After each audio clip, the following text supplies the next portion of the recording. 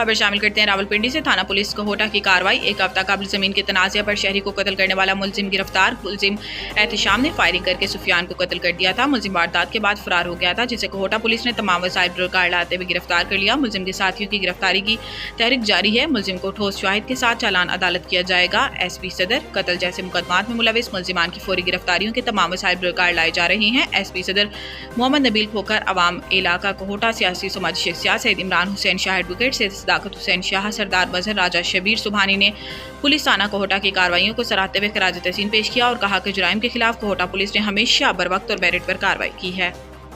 खबर शामिल करते हैं रावलपिंडी से। पाकिस्तान पीपल्स पार्टी आजाद कश्मीर की ज़िले तंजीम 9 के सिलसिले में 10 इजलास कन्वीनियर की नामजदगी की गई है, जो अंदर 15 अयाम इलेक्शन का इनेकाद मुमकिन बनाकर तजावीज़ मरकज को भेजेंगी और बाद अजा इन्हीं तजावीज़ की रोशनी में तंजीमों का ऐलान किया जाएगा। हर जिला से एक कन्वीनियर की तरतीब के मुताबिक 10 इजलास बज़ेल नामों को नोटिफाई किया गया है। चौधरी लतीफ अकबर, चौधरी मोहम्मद यासीन, सरदार याकूब खान, चौधरी परवेज अशरफ, फैसल मुमताज राठौर, मियां अब्दुल वहीद, सरदार जावेद अयूब, सरदार जियाउल कमर, चौधरी कासिम मजीद, साहबजादा इशफाक जफर और गाजी मंजूर। इसी तरह पीपल्स यूथ ऑर्गेनाइजेशन आजाद कश्मीर की मरकजी तंजीम के लिए सरदार जियाउल कमर को कन्वीनियर नामजद किया गया है।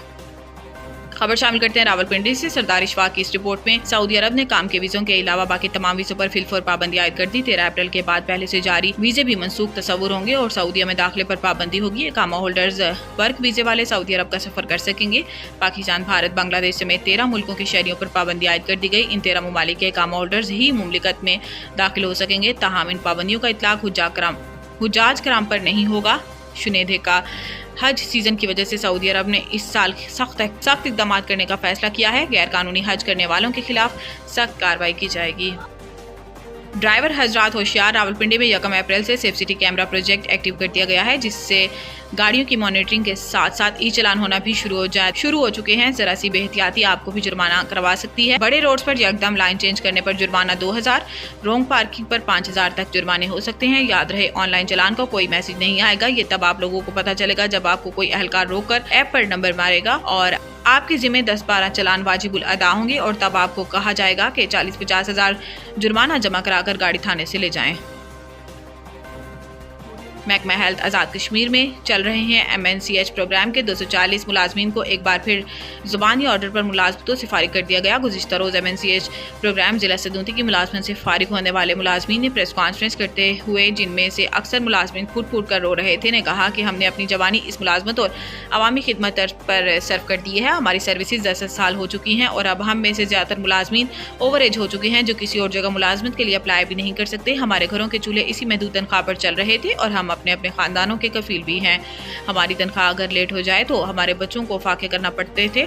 हम RC मुलाजमीन को कोई दुकानदार उधार भी नहीं देता। हमारी जिंदगी इंतहाई कसम फुर्सी में गुजर रही है। ऐसे में अगर हमारे सिरे से ही मुलाजमत से फारिग कर दिया गया तो हमारे पास बच्चों समेत खुद सोजी के अलावा कोई रास्ता नहीं बचेगा। हमारी वज़ीर आज़म आज़ाद कश्मीर चौधरी अनवारुल हक और महकमा हेल्थ के तमाम जिम्मेदारान से अपील है कि हमारे हालों पर रहम किया जाए और हमें बहाल करने के साथ साथ मुलाजमतों पर कंफर्म भी किया जाए, ताकि हमारी और ख़ानदानों की ज़िंदगियाँ भी आसानी से गुजर सकें।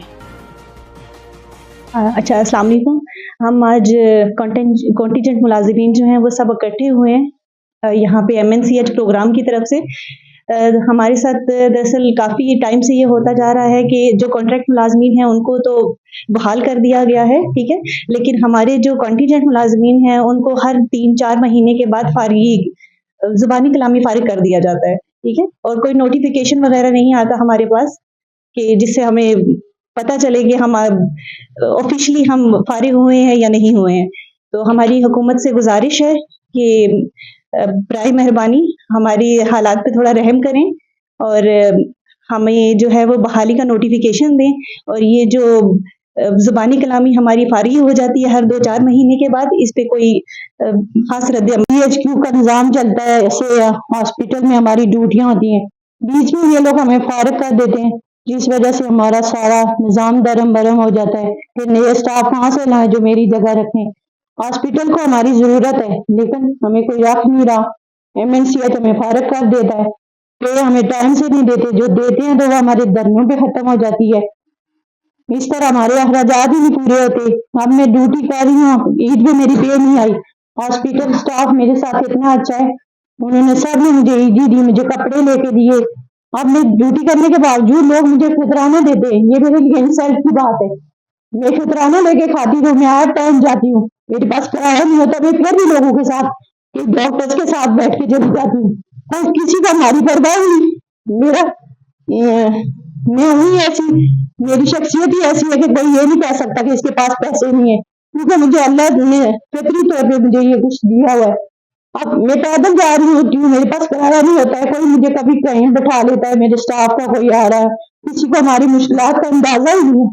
मैं अपने बेटे को पढ़ाती हूँ, उसकी फीस देती हूँ, उसकी छूट देती हूँ, अपना खर्चा पूरा करती हूँ, किसी को एहसास ही नहीं है कि बेटा सबके साथ हंसती खेलती कूदती, मुझे एहसास ही नहीं दे रही कि मुझे ये मसला है, फिर भी हमारे साथ ज्यादती हो रही है, बहुत बड़ी ज्यादती हो रही है, डॉक्टर सारी सही में मुझे सारत कर देती है, फिर होती है साथ में देखिए गरामी से था, गरामी से शुक्रिया अदा करती हूँ, जब से वो आए वो अभी उन्होंने बाहर किया, उनके बेटे से ये बात नहीं है कि उसने हमें फारक किया हुआ है। बस मैं इसी को खत्म करती हूँ और कुछ नहीं कहना चाहती।